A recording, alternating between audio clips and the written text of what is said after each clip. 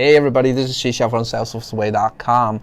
Recently, Kevin Poorman from Salesforce made a Twitter. Let's take a look at the content here together. So he said, if you are doing a Dreamforce talk, let's work together. I will help you crafting your talk, writing abstract, then overcome those nervous, butterflies. So basically what he means is that he can help you to prepare the content and prepare for the presentations. If you don't know who Kevin Poorman is, if you read the right side of the picture, he's a Salesforce developer evangelist in Salesforce company. So the thing is he really good at his skill, the presentation skill and communication skill? I was curious, so I Googled actually his name and his videos. I found several videos, these presentations on the YouTube. Most of them don't have his face showing, unfortunately. But this one I found, it's a long video. He did a lot of presentation. He was showing his body, showing his face, showing his gestures. Let's study this video together and see if he's really good at this stuff. But testing is a lot of fun, and we're going to have a lot of fun in our session here today. So let's keep it fun and light. So what are we going to talk about today? We're going to talk about advanced Apex testing, of course. But what does that mean? We're going to talk specifically about test visible and test setup annotations. We're going to talk about using CSVs for fun and profit. And we're going to talk about asserting our sanity. And I'm not talking about saying I am mentally sane. We're talking about data sanity. We're going to talk about using mocks and where and how to use them. We're going to stub things other than... So I'm just going to stop here. For the first point, I noticed that he has a really clear message as an agenda delivered at the beginning of his presentation. So very good job. A slide with bullet point telling what are the points you want to talk in the following content. So a lot of times when we do our presentation, we don't deliver that message at the beginning, so audience don't really know where we're going.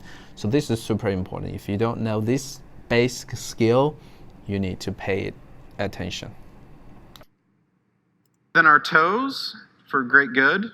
Now, I told you about the bright lights in the back. I can't really see anything past the third or fourth row. If you have a question, jump up, run to the front. There's a mic here. It's for stand-up comedy. No. Jump up, run up, and ask your question. I can't see if you raise your hand, but I really do want to answer your questions. So help me out. If you have a question, hit up the mic, or just start yelling because I can hear. All right? Can we make that deal? Okay, second point, super important.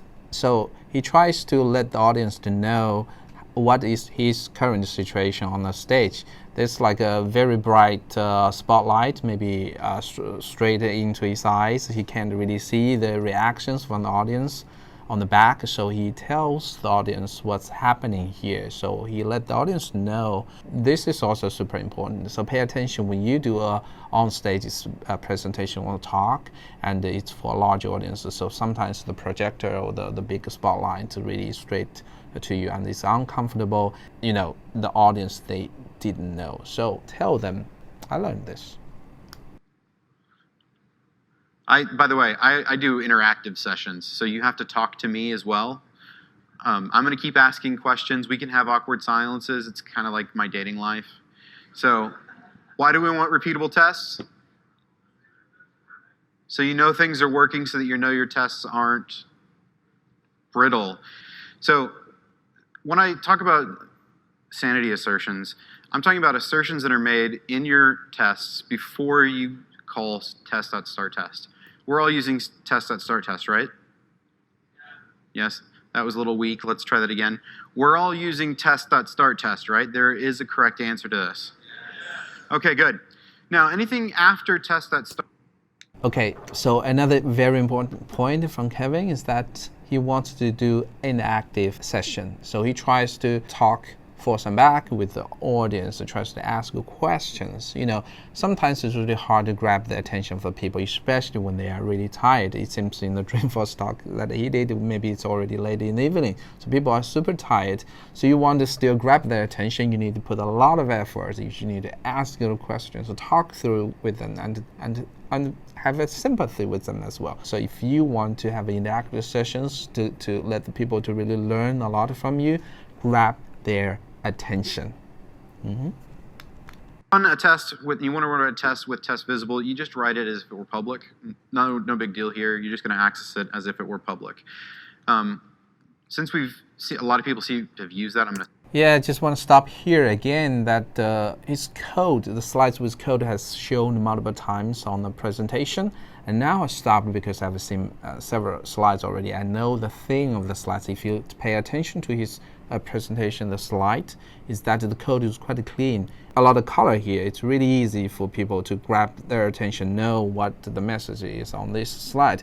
You know, a lot of the time when I see the developers make presentations, they easily just throw the whole page of the code on the slides, and then people are hard to know where to focus on. But on these slides, what Kevin did is that took a screenshot. I'm just reading here the screenshot with the Visual Studio Code in the Mac, and also put a little bit of explanations on the slide, which makes it a perfect slide. And then he's in parallel explaining what the code is doing at the same time.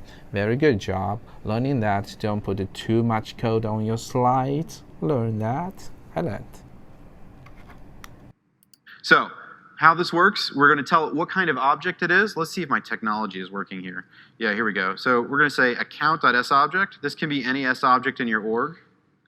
And you're going to give it a static resource name. So in our case, we could say account data, and it's an account sObject. Now notice what we're not doing. We're not telling it to insert. It's going to take care of that for us. That's handy, isn't it? Yet another point. So he used, I don't know, maybe it's the technology in Mac. You can have a spotlight that you can use the mouse to left and right, or maybe a pointer. I think that's quite cool. I never used that. I don't know how he made it. Maybe you can put the comments below. Let me know how he did it. Because usually what I do is use a red arrow or like a rectangle to tell the audience what that is. But if I do want to have an interactive session, I didn't prepare for those visual ads in the slides, then this is really good skill. I'm gonna learn that as well. Okay, let's stop here for the listening. So we spent some time to pick up some points, and we're gonna recover all these things we just learned from Kevin. Let's go through first.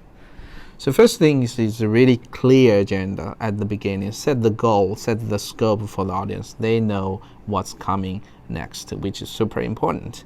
And the second point is that you're going to interact with the audience, right? You need to tell them you're standing on the stage, you cannot see all the audience, so please go there to ask questions. It's important for the speakers. And also he every now and then tries to throw the question to the audience, so try to gain back their attention, which is super important as well. And the third one is when you have slides with the code, try to put the concise code, a clean code, which just deliver your message. And the last one is also the visual aids. He used the super cool spotlight. I still don't know what that is. Let me know, put the comments below how he did it. Use this technology to help your presentation. Addition to that, what we just mentioned is that he's super confident with this content. I think he prepared a lot with his content. Either he has a really good experience, I do think, according to his other videos. He's a senior developer, evangelist in Salesforce, but he's super confident. When he talk about something, when he asks a question, when he answers a question, he's really confident that he knows what he's doing. Another thing I really enjoy is his accent. I know a lot of people say that don't laugh at people's accent. I never laugh at people's accent. But the thing is that I think myself, I need to improve my English accent. The thing is I want to deliver my message clearly to the people. They don't need to put the effort to listen to me. At least I'm still hustling on that. I try to improve my English accent. Don't laugh at the others, but improve your own accent if you do have one. At last, we haven't talked about the content of the video at all. We only talk about the presentations. If you are a Salesforce developer, definitely go back and watch this video. It's super good, the content. I give you the thumb up. I like Kevin. So I really want to bring Kevin to my podcast guest. So Kevin, if you're watching this video, would you mind to come to my podcast and be the guest and share your wonderful knowledge with me?